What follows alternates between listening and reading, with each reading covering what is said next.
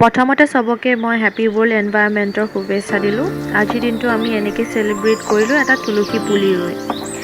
আমি আজি বুলিয়ে নহয় সদায় গছ-গছনি ৰুব লাগে, কিয়নো যদিহে গছ আছে, যদিহে প্ৰকৃতি আছে, আমি আছোঁ।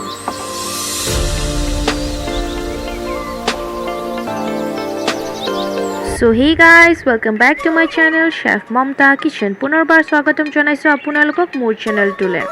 আজি আমি আপোনালোকক দেখুৱাম শাহী চিকেন কাৰী বনোৱা। যদিহে ভিডিঅ'টো চাই ভাল পায় লাইক শেয়াৰ আৰু সাবস্ক্ৰাইব কৰি দিব আৰু কমেন্ট বক্সত জনাব যে ভিডিঅ'টো কেনেকুৱা হৈছে। বলকচোন চাওঁ আমাক শাহী চিকেন বনাবলৈ কি কি প্ৰয়োজন হ'ব। চিকেনটো মেৰিনেট কৰিবলৈ আমাক লাগিব দৈ, ব্লেক পেপাৰ, নেমুৰ ৰস,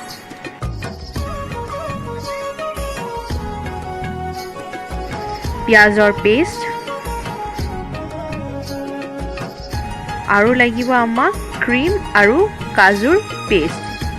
ক্ৰীম আৰু কাজুটো আপোনালোকে গ্ৰাইণ্ডাৰত ভালদৰে মিক্স কৰি ল'ব পাৰে। আৰু আমি এতিয়া দি দিছোঁ নিমখ। এতিয়া আমি সববোৰ ভালদৰে মিক্স কৰি ল'ম আৰু আমি 1 ঘণ্টাৰ কাৰণে মেৰিনেট কৰি থৈ দিম। গৰম কেৰাহীত অলপ তেল দিছিলোঁ। তেলটো গৰম হোৱাৰ পাছত কেইটামান জালুক দি দিছোঁ।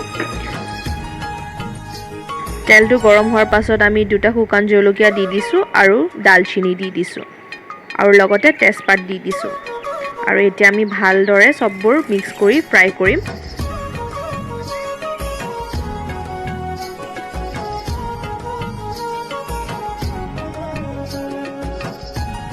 অলপ দেৰি ফ্ৰাই হোৱাৰ পাছত আমি ইয়াতে দি দিম পিঁয়াজৰ পেষ্ট।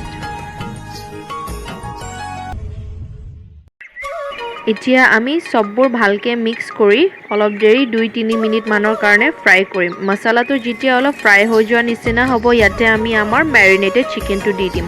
আমি চিকেনটো 1 ঘণ্টাৰ বাবে মেৰিনেট কৰি থৈ দিছিলোঁ। আমি 1 ঘণ্টাৰ বাবে মেৰিনেট কৰিছিলোঁ। আপোনালোকে যদি বিচাৰে 1 ঘণ্টাতকৈ বেছিও কৰিব পাৰে। যিমান দেৰি চিকেনটো মেৰিনেট কৰি থব সিমানেই খাবলৈ ভাল হয়। অলপ দেৰি ফ্ৰাই কৰাৰ পাছত আমি কভাৰ কৰি দিম। প্ৰায় 10 মিনিট মানৰ পাছত যেতিয়া কভাৰটো আমি গুচাই দিম তেতিয়া আমি ইয়াতে ৰেড চিলি পাউডাৰ, গৰম মছলা আৰু ব্লেক পেপাৰ দি দিম। আপোনালোকে দেখিছে যে চিকেনে পানী এৰা ষ্টাৰ্ট কৰিছে, কিয়নো আমি যেতিয়া মেৰিনেট কৰিছিলোঁ আমি ইয়াতে দৈ দিছিলোঁ। যদি আপোনালোকে বিচাৰে অলপ গৰম পানী দি দিব পাৰে। এতিয়া আমি ইয়াতে দি দিছোঁ ক্ৰীম আৰু কাজুৰ পেষ্ট।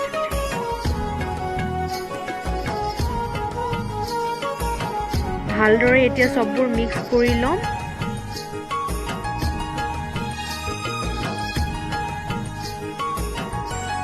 নিমখ আমি জোখৰ অনুযায়ী দিছোঁ। এতিয়া আমি ভালদৰে সববোৰ মিক্স কৰি ল'ম আৰু অলপ দেৰি ফ্ৰাই কৰিম। আৰু এতিয়া আমি ইয়াতে অলপ গৰম পানী দি দিম, কিয়নো মাংসটো ভালদৰে সিজিব লাগিব।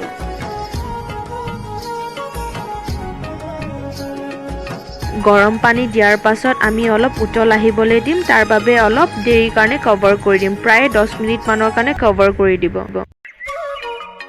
প্ৰায় 10 মিনিট মানৰ পাছত যেতিয়া কভাৰটো গুচালোঁ এয়া চাওক ইমান ধুনীয়াকৈ উতল আহিছে।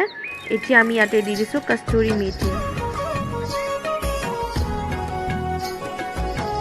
চিকেনটো ধুনীয়াকৈ সিজি গৈছে। আমি আৰু অলপ দেৰি উতল আহিবলৈ দিম so that গ্ৰেভিটো অলপ ঠিক হওক।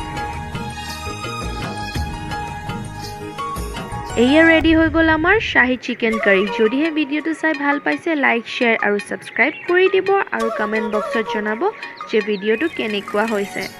শেষলৈ চোৱাৰ বাবে ধন্যবাদ। আকৌ এটা নতুন ভিডিঅ' লৈ আনিম আপোনালোকৰ বাবে। So till then, take care, bye bye.